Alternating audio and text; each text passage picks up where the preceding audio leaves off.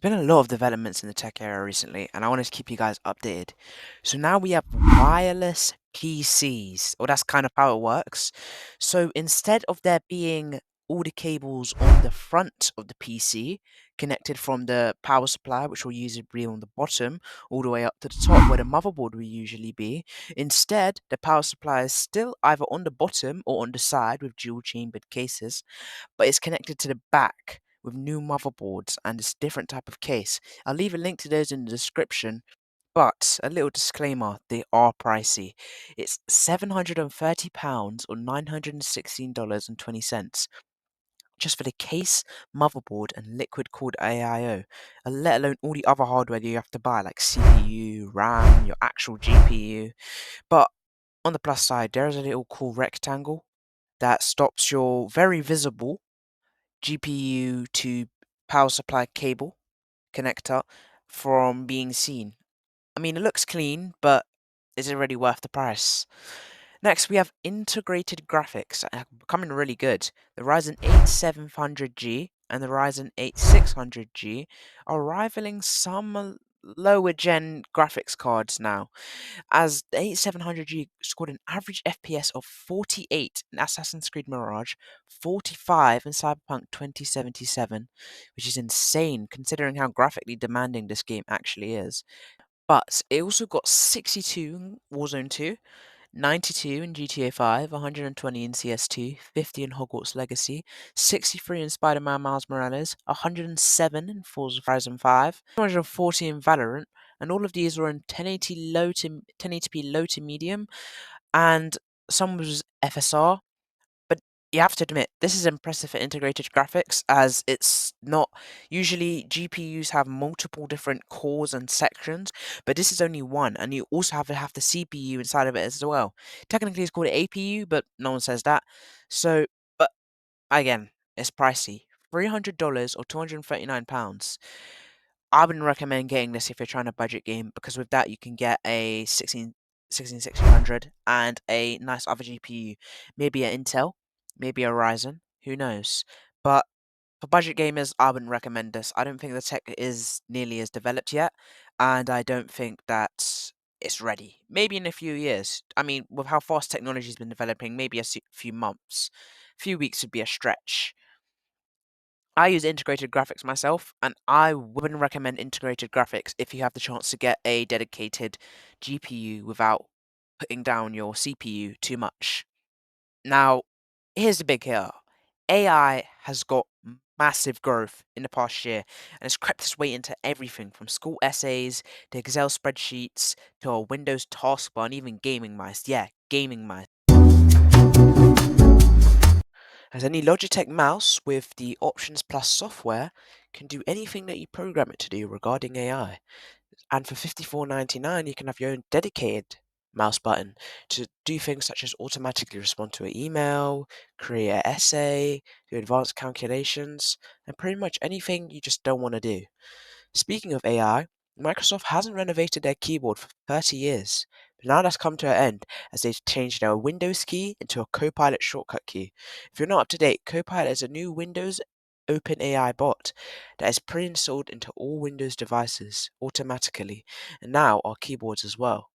On top of all this, the Rabbit R1 was just released a couple days ago on April 24th. The Rabbit R1 is essentially a purely AI device with a camera and a function button that you can ask anything, and it will give you a quick, concise, and accurate answer. This is big as the AI scene is big as now as instead of just pulling out your phone, entering the password, and searching it up, you now just have to press a button, speak, and it'll give you a definite answer as if you're speaking to a know-it-all person, which is really useful as a large language model access, internet access, and it can generate images with Midjourney. Order DoorDash and basically just a phone, but AI, smaller, and in some ways, a lot of ways, kind of better. If I could get my hands on one, it would be really useful. I think that would be useful for a lot of people as on a day-to-day basis. But imagine 24/7 that you have an AI just on your shoulder. The capabilities are endless. But recently, Facebook, otherwise known as Meta, took note of this and rolled out an update on their Ray-Bans, which if you didn't know are just basically these smart glasses that look like normal glasses and have a high quality camera and some other smart features that the usual smart glasses have. They were really bulky and they didn't even have a lot of features, but these you can't even tell that they're smart glasses. And the battery life is good that I hear. Well, like I said, Meta rolled out an update that allows the use of AI and a language model to detect what you're looking for and tell you information about it. Very similar to the Rabbit R1, if you get what I'm getting at. Now, these two companies are going in direct competition with each other. Classic underdog versus top boss dynamic, if you know what I mean. Also, the city of Los Angeles installing AI powered cameras on buses to give tickets to illegally parked cars. I'm sure that's going to arise some sort of public outcry. How AI is even affecting world markets is the price of copper has exploded due to companies buying and making new hardware dedicated to AI. It's now at $10,000 per ton compared to the $8,797 per ton of March 2023. You might not think this affects you that much, but copper is used in a lot, if not most, of smart technology, as it's both cheap and a good conductor of electricity. So it's very appealing to companies for making everyday products such as charging cables, PCs, iPads, phones, anything that's a piece of smart technology, most likely has copper inside of it. So if the copper price increases, then so does these everyday pieces of technology.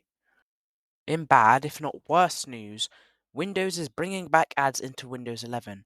One of the big differences between Windows 10 and Windows 11 was the start taskbar having no ads. Usually on Windows 10 when you open up the taskbar, it looked like this, with all the sponsors and ads on the side. And Windows 11 had finally removed ads in total, but now they're bringing it back as if locking out 40% of PCs from using Windows 11 due to hardware requirements wasn't bad enough. Now they're even blocking Windows 11 users from updating if they have certain mods installed, like Start All Back, which just changes how the start menu looks and functions. But it doesn't stop there. They're even blocking AMD drivers, AMD CPU files, and AMD Wi-Fi driver files, causing the user not to be able to update. Tell me how you guys feel about this, because as an AMD user myself, knowing that I probably won't be able to go on to the next Windows update, it's kind of shocking to be honest. Hopefully they'll patch it before another driver update comes. In better news, the 9000 series CPU has technically been announced. AMD is set to release their desktop AM5 9000 series CPUs around July to September. The codename is Granite Ridge, set to release in Q3, and this information doesn't come straight from AMD, however, Gigabyte, flexing their new BIOS for the 9000 series yet to come. You can expect to see this announced officially in Computex at June. Well, that's the last of the major tech news, so let's do a quick wrap up. MSI is slowly drifting away from radio and GPUs. Hidden wire PCs are becoming increasingly popular. Integrated graphics are possibly replacing dedicated graphics cards. AI is sneaking into daily life. Rabbit R1s and Meta Ray-Bans going head to head. Microsoft giving into AI by altering their keyboards for the first time in 30 years. Copper prices up by 2,000 due to AI. Los Angeles going into Robocop mode. Windows putting ads in Windows 11. 9000 series AMD CPU confirmed by Gigabyte. That's it for now, but I'll catch you guys next time for some more tech news.